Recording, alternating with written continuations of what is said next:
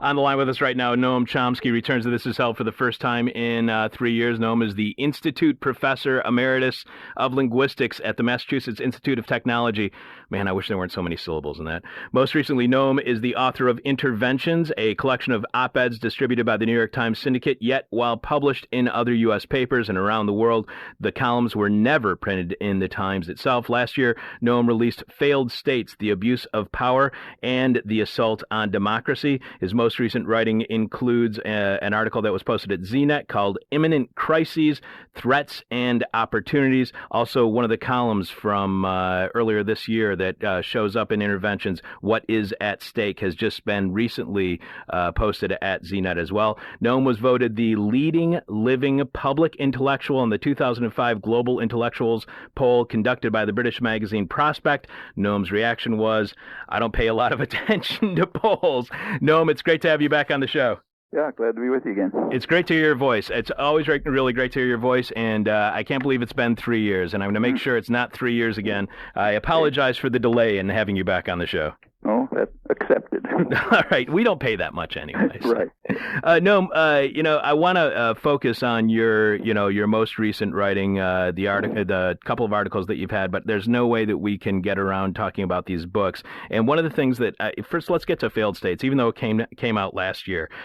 We recently had, and I know this is a little bit off of the exact topic of failed states, but it's pretty similar. Recently, we had Pauline Baker of the Fund for Peace on our program. She came up with the now annual Failed States Index, which is supposed to show the nations that are most likely to become failed states. But after the show, myself and our producer were having a beer, and we had this discussion about how the Fund for Peace Failed States Index, like Transparency International's Corruption Index, while admitting the impact of outside concerns like multinationals, domestic business, or foreign nations, they mostly put the final responsibility for the failure of corruption, failure of states and corruption of nations at the feet of governments. As Ms. Baker said, and I'm paraphrasing, in the end, it is the government's job to stop state failure. And in your book, you charge the United States with being a failed state and thus a danger to its own people. Is it possible to say, or maybe I'm just asking this question incorrectly, is it possible to say that our government or other outside influences is most responsible for what you see as America's failed state status? Or am I going about discerning the degree of responsibility or agents of state failure in the wrong way? Well, first of all, I didn't actually say the United States is a failed state. I said as many of the characteristics of failed states. Okay. Corruption could be regarded as one, but I think we've all heard of Enron, WorldCom, and so on and so forth. Corruption is endemic, particularly in business. In the Transparency International Index, the winner for corruption by a long shot was Suharto of Indonesia, who was just praised to the skies in the United States. The Clinton administration praised him as our kind of guy. He was just wonderful, carrying out all kind of atrocities that were useful for U.S. business and so on. These are pretty complicated measures. But when we ask, what do we mean when we call some state a failed state? Well, there are several properties that are salient when we discuss what we call failed states. One of them is far more important than corruption, is that they simply either cannot or are unwilling to protect their own civilian society from a disaster. That's a very leading criterion of failed states. Another is that they pose a threat to others, serious threat to others. Another is that though they may have formal democratic institutions, they basically don't function. And we can go on. These are leading features of failed states. Well, let's take a look at the United States. In world opinion, including Europe, the U.S. government is regarded as the greatest threat to peace in the world by quite a large measure, well beyond Iran or North Korea and others. That's the U.S. government. Of course, the U.S. government is not divorced from the centers of private power, the corporate centers that are very closely linked to the government and pretty much set the parameters within which it works. So it's a kind of a complex. What about defending their own citizens from danger and maybe disaster? Well, U.S. aggressive militarism is driving the world towards what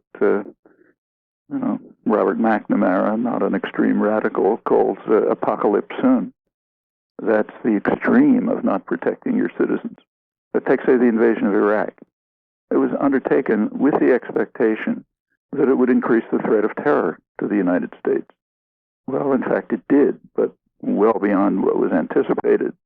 It turns out the latest study by so-called terrorism experts is that terrorism increased sevenfold as a consequence of the invasion of Iraq.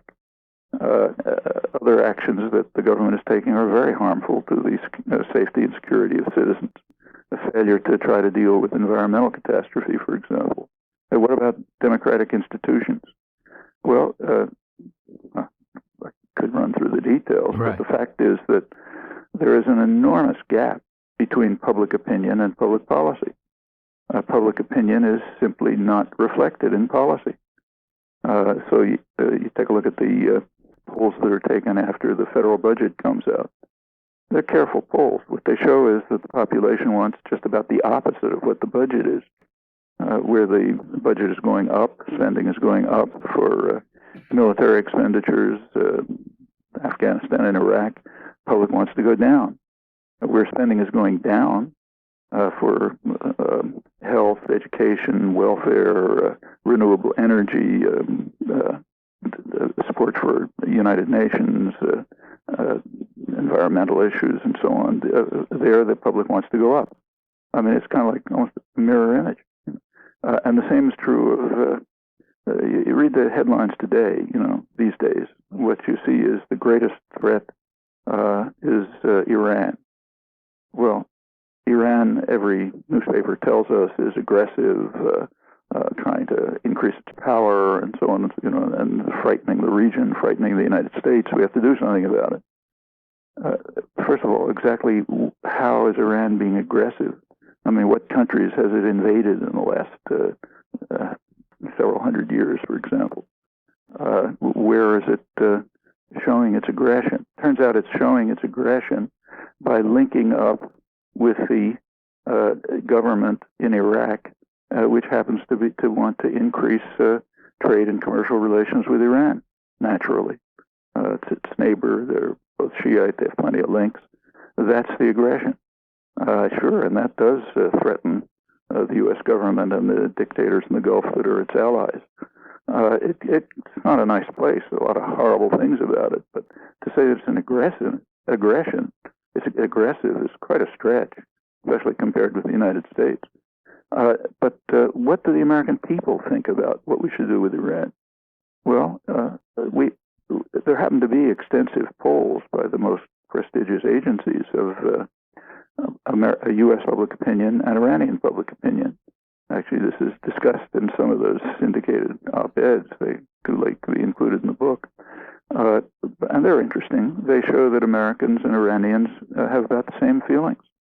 By a very large majority, both Iranians and Americans think that Iran should have the right to nuclear power, like every signer of the Non-Proliferation Treaty, but it should not have nuclear weapons.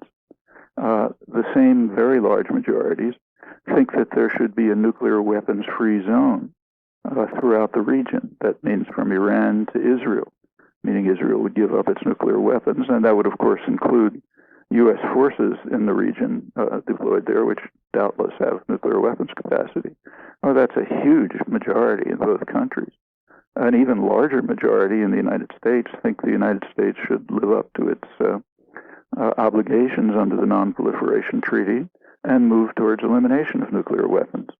About 75% of Americans think that all threats against Iran ought to be dropped, and we ought to move to diplomatic relations. Iranians, of course, agree. Well, with that going on, what that tells you is that if the United States and Iran were functioning democratic societies, the crisis would probably be resolved in a pretty sensible way. Well, we can't, we can't directly create a democratic society in Iran. We surely should be able to do it here. And in fact, we can help create it in Iran by doing what the Iranian dissidents, democratic reformers want us to do. I mean, they're very courageous people, and they're pleading with the United States to call off the threats for a very simple reason. We know what happens when a country's threatened. It increases the power of the leaders. People huddle under the umbrella of power. They're frightened and so on. So sure, when the U.S. increases the threat against Iran, it's a gift to the hardliners. And they move to crush dissent and jail people and so on. What they would like to do, the very courageous reformers and dissidents, is to democratize Iran from within. And we're hampering that. So we can do something to help democracy in Iran, and we're doing the opposite. We certainly should be able to turn the United States into a functioning democracy. And if those two tendencies take place, this crisis, maybe the most imminent one, could very well be resolved. And you go through case by case, and you find the same thing. I mean, public opinion, no one says that political leaders should mechanically follow the results of polls, but not to take public opinion into consideration, and for the media not even to report it, as in the cases I mentioned. That's a pretty striking example of a failing state. You mentioned this democratic deficit, and whenever I suggest to anybody I know who friends of mine who are conservative, or the guy who was sitting next to me at the bar who is right-leaning, and I talk about this, the differences between the opinions. A great example is the opinions of the people on the floor as they were polled at the Democratic National Convention in 2004. How 75% of the people on the floor wanted to see an end to the war at the Democratic National Convention, wanted to see an end to the war, withdrawal of U.S. troops, according to one poll. Yet there wasn't anybody amongst the Democratic presidential candidates going into the primaries, and certainly John Kerry, Senator John Kerry, the presidential nominee for 2004, he certainly wasn't for an immediate withdrawal of U.S. troops. But whenever I suggest this to anybody I know who is conservative, they say, well, if you want to change the process, then you should go vote. Why isn't just voting the answer to making certain that our leaders understand what the desires are of people as they are reflected in polls? Take a look at the vote in the last election. Every analyst interprets it as overwhelmingly a vote for moving towards withdrawal from Iraq. Is it happening? In fact, the government's reaction was to escalate the war in Iraq. The Democrats have alternatives, but if you look at them, they're hedged in ways which offer many options for the government to continue the war, and in fact to establish what it's claiming it's going to establish, a more or less permanent control over Iraq. They give the model of Korea. 50 years later, American troops still there. Well, is that reflecting the vote? No, it's not. Furthermore, it's important to recognize that we do not have the option of voting on issues that are of the most concern to Americans. So let's take the leading domestic issue for years. I mean, it's a very stable result over many years. The leading domestic issue is health care, which makes good sense. The U.S. has the U.S. healthcare system is a catastrophe. It's got about twice the per capita costs of other comparable societies and some of the worst outcomes. Infant mortality, for example, is at the level of Malaysia, which means we're murdering huge numbers of children every year because of the inefficient, expensive, bureaucratized healthcare system, which is great for insurance companies and financial institutions and the pharmaceutical corporations, but which is extremely harmful to the population. Well, overwhelmingly, people want to change, and they tell you what they want it to be. Something like an extension of Medicare to the whole population. or something like the Veterans Administration system for the whole population. In other words, some sort of national health care system, like every other industrial country has in one form or another, which is much more efficient, far less costly, and far better in outcome. Is that up for a vote? I mean, take the 2004 election again. The last presidential debate, about late October 2004, was on domestic issues. Have a look at the press commentary the next day. Actually, it's reported in failed states. So the New York Times, for example, gave an accurate report of the debate.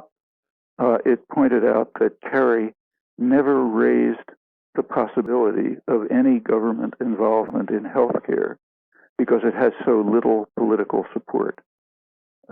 Only the support of the very large majority of the population. But that doesn't count as political support for media or elite opinion or your conservative friend. What counts as political support for them is the pharmaceutical corporations, the financial industries, the banks, and so on. That's political support. We don't have a choice. People haven't had a choice to vote on this for decades, even though the commitment is there, and they still don't. And that goes in case after, like, say, Iran. Does anybody have every political candidate now, and of course the government, is saying that we have to maintain the threats, including the threat of military attack, which could mean nuclear attack. Overwhelmingly, the population is opposed. Do we have a choice to vote on that? No. Do people even know what public opinion is? No, because the press won't report the results of the polls. Where are the choices? We could go through a laundry list of where our nation falls short in fulfilling our hopes or wishes or aspirations for to be a democracy.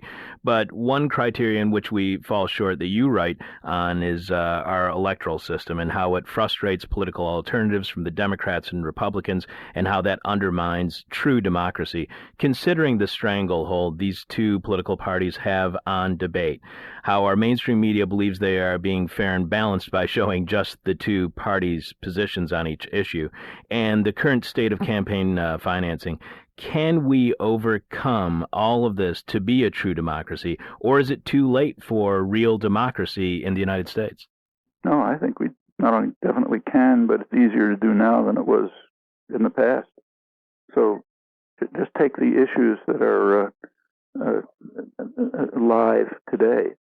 For example, healthcare.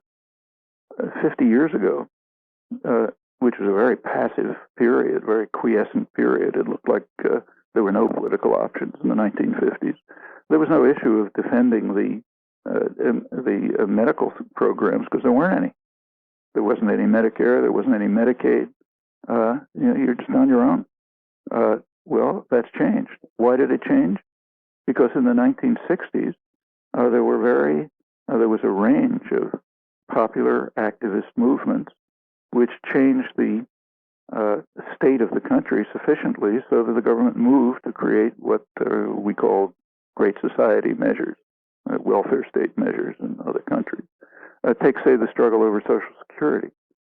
The government wants to eliminate it. The insurance companies want to eliminate it. The press keeps telling you it's a terrible crisis and so on. It's not a crisis. There's a crisis in healthcare, but not Social Security. The population overwhelmingly supports it. Well, you have to go back a little further, but say go back to the 1920s, also a very quiescent period. You weren't struggling to defend Social Security because it didn't exist. It came into existence because in the 1930s, like the 1960s, there were large-scale activist popular movements which simply forced policies into the political agenda and won a lot of victories for the people in the country. Now, we have the legacy of those victories. Furthermore, the popular movements of the 60s didn't dissipate. In fact, there's probably more popular activism today than there was in the 60s. It happens to be very, divided, so people are pursuing different interests and causes and so on, and they don't unify very much. But those interests and causes, for the most part, didn't exist a generation ago. That's all to the good, and it means there are opportunities, if we take them, to unify the political commitment and engagement, the political, social, and economic engagement of probably a large majority of the population, and turn it into a potent political force that the political system will simply have to react to, as it did in the past. Yeah, in your book, Interventions, the columns, the op-eds that are in there are from 2002 till May of this year, I believe. And these were columns, op-eds that were about 1,000 words in length. They were distributed by the New York Times Syndicate, but they got in some local newspapers here in the U.S., as well as a whole bunch of international papers, but they were never printed in the New York Times itself. And that led me to think about another conversation I had with a listener after our radio show, and we were talking about censorship. And I'm not suggesting that the New York Times is necessarily censoring your work, but maybe they're making some decision on what to publish, what not to publish. But it led me to think about a conversation I had about censorship with someone, and the dangers of self-censorship as opposed to government censorship. There was a journalist who had dropped by. We do this meet and greet after the show. There's a journalist who dropped by. He said he had talked to Czechoslovakians who said that during the time of the Soviet occupation, people knew that the media, that the newspaper that they were reading every day, that what they saw on TV, what they heard on the radio, they knew that everything was being censored. So they would understand that, this is not the truth that we're getting. We're getting propaganda. Yet here in the United States, we don't have that kind of Soviet government censorship. What we are more of a threat to us is self-censorship, because either the people who are running the media outlet are telling, you're worried about your promotion that you're going to get. You want to make sure that your writing falls within the editorial line of your bosses, or you're concerned about, the corporations, the businesses that advertise, and you want to make sure that you don't offend those people. Which one do you think is worse? Because this led to a debate at our meet and greet. Which one do you think is worse, government censorship or this kind of self-censorship that can often be enforced by the business concerns of a media outlet? Well, I don't think there's any doubt that government censorship is worse. So being sent to a torture chamber is worse than having a column rejected. But there is a difference. However, let me just point out that these questions you're raising are very important, and they're not new. These, for example, were discussed by George Orwell, the same questions, in something that very few people have read for interesting reasons. Everyone has read Animal Farm. You read it in 8th grade, greatly praised. It's a bitter satirical characterization of the totalitarian enemy, so highly praised.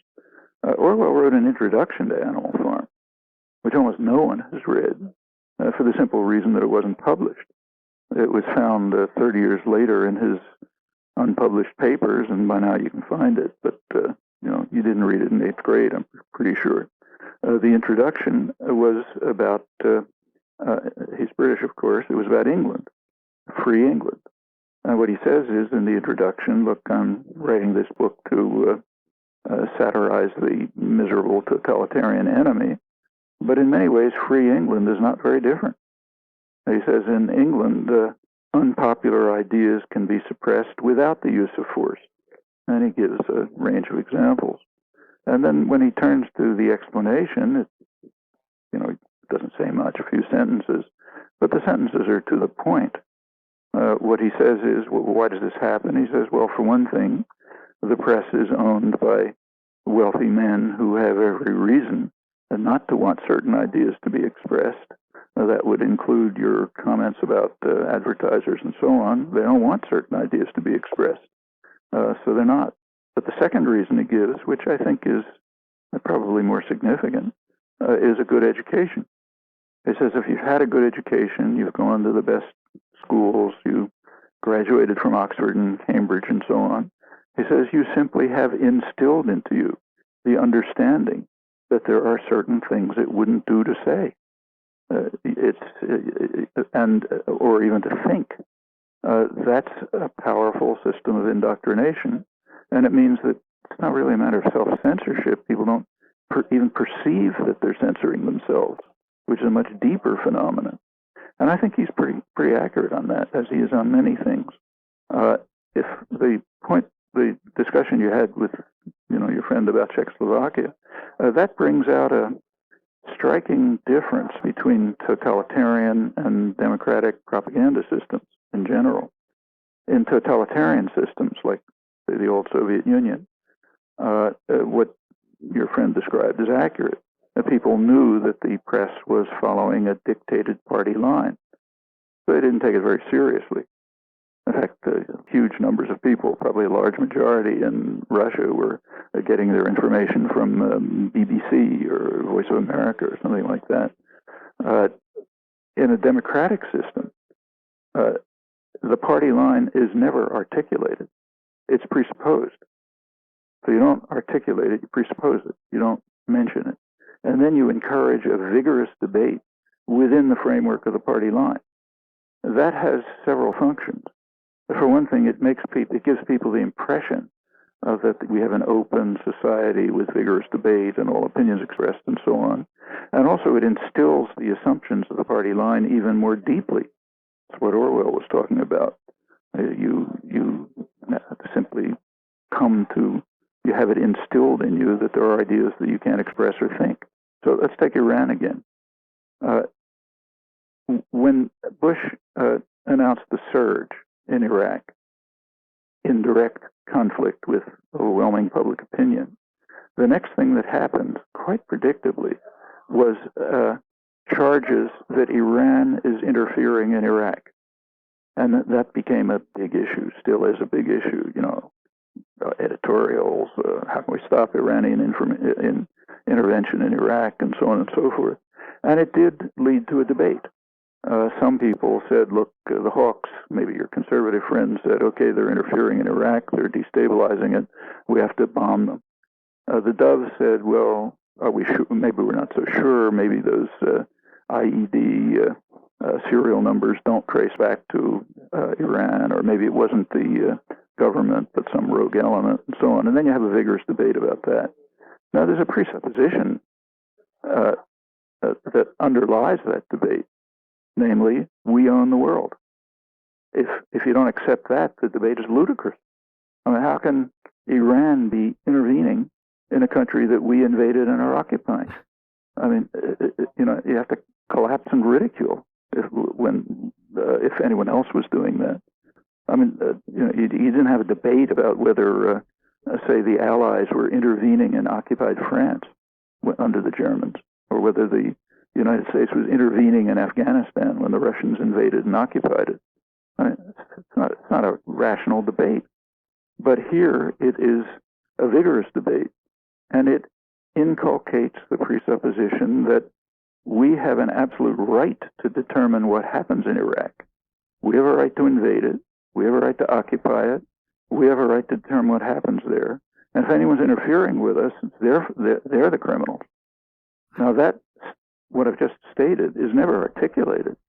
Like nobody articulates maybe practically nobody, the thesis that we own the world and therefore we have a right to do anything we want. And if anyone gets in our way, they're criminals. But it's presupposed. The discussion cannot continue if you don't accept that assumption. Well, that's really effective propaganda. And it's you see it in case after case. There are a lot of examples discussed in this book, and I and others have, probably written thousands of pages documenting it in other cases. Let's take Vietnam, constantly compared with Iraq today, and the comparisons are interesting. The comparisons are from the U.S. point of view. So what you read is, well, they're both quagmires. And we have to learn the lesson of Vietnam, meaning don't get involved in a quagmire. We're too costly to you, and so on. Well, then a debate goes on about it. The Hawks say if we'd tried harder, we could have won. The Doves say, no, it was a lost cause. We should have just pulled out. Presupposed in that discussion is that we had a right to invade and practically destroy another country halfway around the world. That's not debated. So there's no discussion about whether, say, John F. Kennedy was within his rights in launching a direct attack against South Vietnam in 1962, as he did. That's not discussed. It's kind of like the air we breathe. We don't discuss questions like that. The only question is, did it end up costing us too much? Was it a quagmire? Did a couple of million Indo-Chinese get killed? Did 4 countries get destroyed? Well, yeah, it's sure unpleasant. But that's not we don't apply to ourselves the principle that we automatically apply to others, namely that aggression is a crime. In fact, in the words of the Nuremberg Tribunal, the supreme international crime, which includes within it all the evil that follows. Now, we accept that when the Russians invade Afghanistan. But when we invade Iraq or we invade Vietnam, the question just can't be raised. In fact, it's interesting to compare the debate today in the United States about withdrawal from Iraq with the debate in Russia this is Soviet Russia, in the late 1980s about withdrawal from Afghanistan, which they'd invaded and occupied. Public opinion wanted the troops out. They were bloody, murderous, nobody liked it, and so on. It was still pretty much a totalitarian state, so we don't have the extensive information about public opinion that we have here, but it was pretty clear, even in the press. There were warnings from the government and from the military and from political leaders that if Russia pulled out of Afghanistan, there would be a bloodbath. So therefore, we have to stay in. You heard that here recently? Yeah. Do we regard that as an argument in favor of their keeping the occupation, which the Afghans certainly didn't want? No, we didn't. Incidentally, when they pulled out, there was a bloodbath. The U.S.-backed terrorist forces went wild, tore the country to shreds, were so violent and destructive that when the Taliban came in a couple of years later, they were actually welcomed by the population. But we don't regard that as a justification for Russia continuing the brutal and murderous invasion that created the conditions for that. On the contrary. However, for ourselves, we can't raise those questions. They're off the agenda. Now, that's the way an efficient propaganda system works. It's not like Czechoslovakia, where it's, in fact, your friend's description is accurate. People knew that the media were censored, if you like, that they had to obey the directives from above or else you're in bad trouble. So therefore they looked at what they read with skepticism. Here, things are designed so that I don't say that somebody's sitting in a room designing it. It kind of develops in more free and open societies with high concentration of private power linked to the state. It just develops that you have propaganda systems in which there's virtually no government coercion. The government can't compel the New York Times not to publish this or that, except in very rare instances. So yes, the press is free and open, the universities are free and open, but deeply indoctrinated. There are assumptions, as Orwell said, which are so deeply embedded that you understand there are certain things it wouldn't do to say. And then you do encourage a very vigorous debate within the framework of those assumptions, which when you look at them are completely ludicrous and unacceptable, such as the presumption that we own the world. Yeah. So therefore, it's Iran that's destabilizing Iraq, not us, when we invade and occupy it. Noam, one last question for you. We've been speaking with Noam Chomsky. He is... you know who he is. I'll just leave it at that. I don't have to reintroduce Noam Chomsky. One last question for you, Noam, and it's our question from hell. It's a question we hate to ask. You might hate to answer. This actually shocked me. We have had you on the show. I think this is the 4th or 5th time we've had you on the show. I think it's the 5th time we've had you on the show. The first thing, if people were listening earlier this morning, the first thing I heard was your laugh. Now, I got to tell you about an experience I had a little over a year ago. I had a meeting with someone from... let's say a liberal radio from Air America, and when the person was schmoozing me, they were telling me how great our show was, how great a host I was. They said that they pitched our show to higher ups within their management, within that network, by saying, This guy even made Noam Chomsky laugh. And so there, I hear your laugh again. Well, I'm laughing. Now, I know you have a sense of humor. I've read it. I've seen it in documentaries. I've seen it in lectures I've seen on TV. I've heard it on the air here. Why is it that you would think that somebody, even from, supposedly lefty, supposedly liberal radio network like Air America, would be shocked to hear you having a sense of humor, be shocked to hearing you laugh? Well, they would also be quite shocked to know what my views are.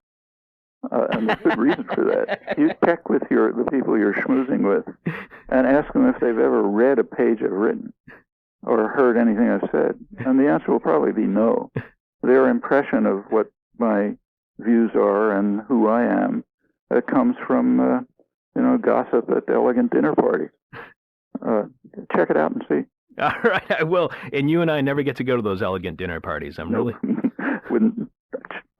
much rather have a beer with you somewhere. All right, that sounds good, Noam. Thanks so much for being back on our show. It's great to hear your voice, and it's great to hear your laugh. I'm telling you, Air America, this guy's got a sense of humor, believe it or not. Thank you very much for being back on our show, Noam. It's always great to hear your voice. Glad to be with you. Take care.